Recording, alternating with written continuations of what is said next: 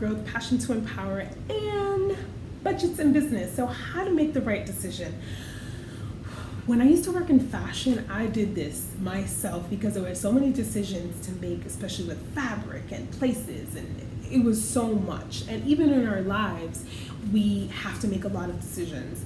I know my wife and I, at one point, when we need to make simple decisions like where we gotta go eat or something, we toss up a coin or like heads or tails, and that's it, it's done. Whatever faith tells us, that's the decision. Well, that's not always the case in everything in your life. You can't always just flip a coin because it's a little bit more detailed than that, right? So the first one is an old-fashioned pros and cons. Write down those pros and cons, 2 lines. What are the pros, what are the cons? Literally, goods and bads. Old-fashioned, but when you can see it on paper, looks so nice because now you can see it. Get off the phone and get off your tablet when you write your list. Like, get a pen and paper and write your list because it's easier, prettier, and it's better. The next one is who and what impacts. Who's and the what's are impacted by this decision. Is it you? Is it your family? Is it your future? Is it something that involves like financial?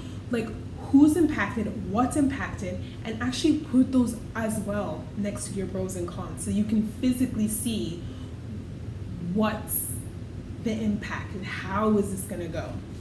And the last one is connect the dots. Does it align with you? So connect the dots, and does it align with who you are, what you want for your life, what you want for your future, and what the importance of it. Sometimes we have these decisions and we're like, okay, this involves me and this involves my future, but does this align with my core self? Does this align with my character? Does this align with how I want to do things? So it's important that when you have this written down in those 3 categories, you'll be able to easily make a decision based on the obvious. And sometimes we go a lot of our decisions with our heart because we have a connection of some point, but when we see it, we're just like, well, should I take this risk or should I not?